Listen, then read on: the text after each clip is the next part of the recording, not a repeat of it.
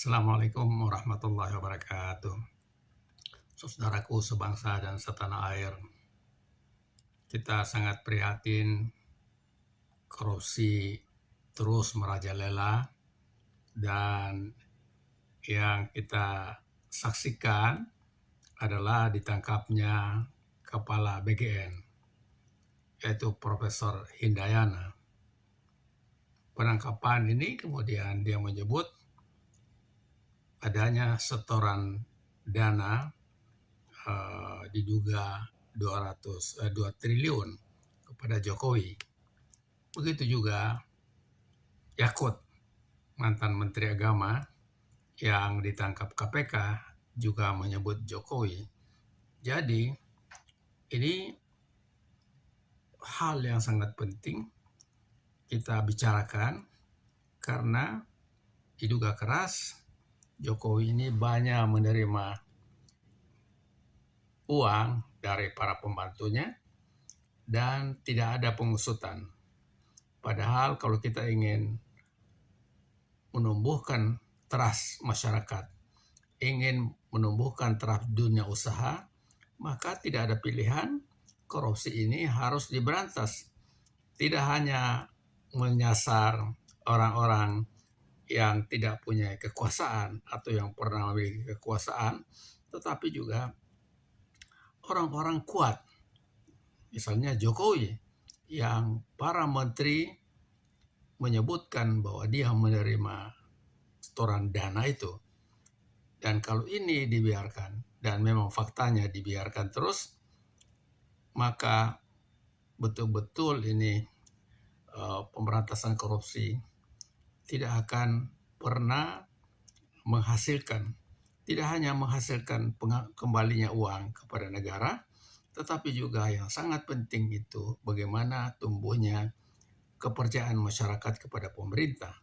Sekarang ini kita berada dalam posisi yang sangat tidak mudah karena terpuruknya mata uang rupiah sudah 18.000 per dolar, 18.000 rupiah per dolar Amerika Serikat, kemudian juga ISHG juga terpuruk luar biasa.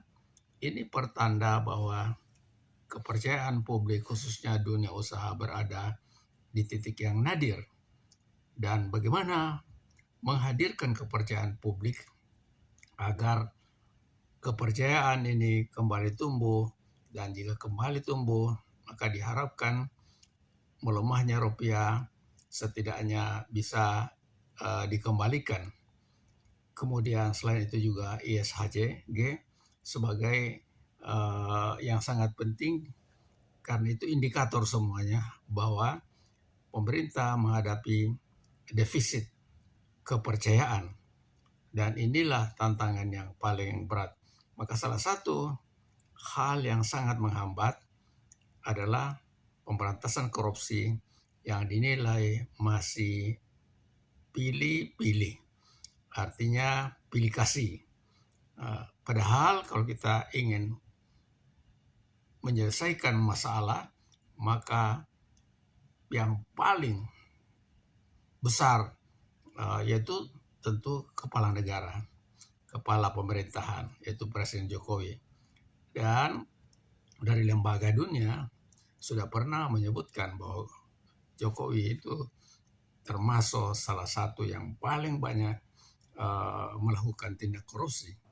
Ini hal yang sekali lagi kita mendorong Presiden Prabowo untuk tidak pilih kasih dalam pemberantasan korupsi. Kalau ini dibiarkan terus-menerus, maka seiring dengan adanya masalah krisis kepercayaan di bidang politik, kemudian juga kalau ini terus berlanjut, merosotnya rupiah, ISHG juga merosot, maka kepercayaan publik akan bersatu dengan masalah krisis keuangan, krisis politik, dan itu akan membahayakan pemerintahan.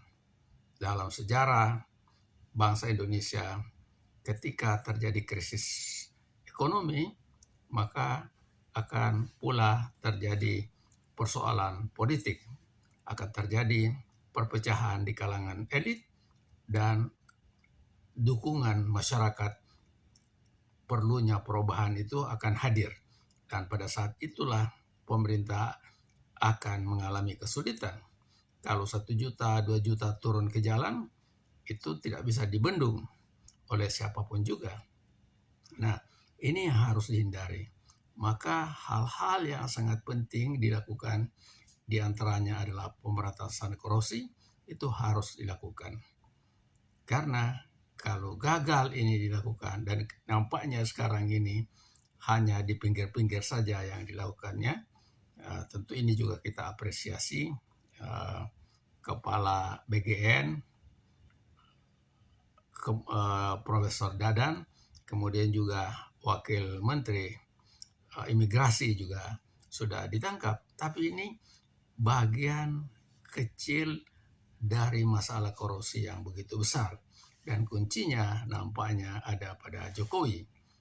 Siapakah atau beranikah Presiden Prabowo dan jajaran penegak hukum memeriksa Jokowi, melakukan pendalaman atas berbagai informasi seperti yang dilakukan para bekas pejabat atau bekas menteri, bahwa mereka melakukan pemberian uang kepada Jokowi. Ini kan baru dugaan-dugaan yang harus dibuktikan di pengadilan.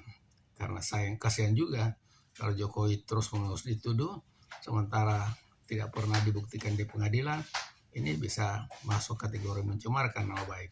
Maka tugasnya para penegak hukum, Kejaksaan Agung, kemudian KPK untuk memeriksa Jokowi, dan hasil pemeriksaan itu harus transparan, harus betul-betul menghadirkan kepercayaan publik.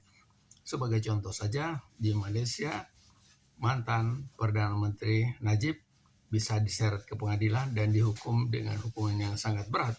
Mengapa di Indonesia Jokowi yang sudah nyata-nyata disebut para bekas menterinya itu menerima uang dari mereka, ini dibiarkan saja. Nah, inilah barangkali respon kita. Mudah-mudahan kita selalu sehat dan selalu bersemangat untuk menegakkan yang benar itu benar, yang salah itu salah. Terima kasih. Assalamualaikum warahmatullahi wabarakatuh.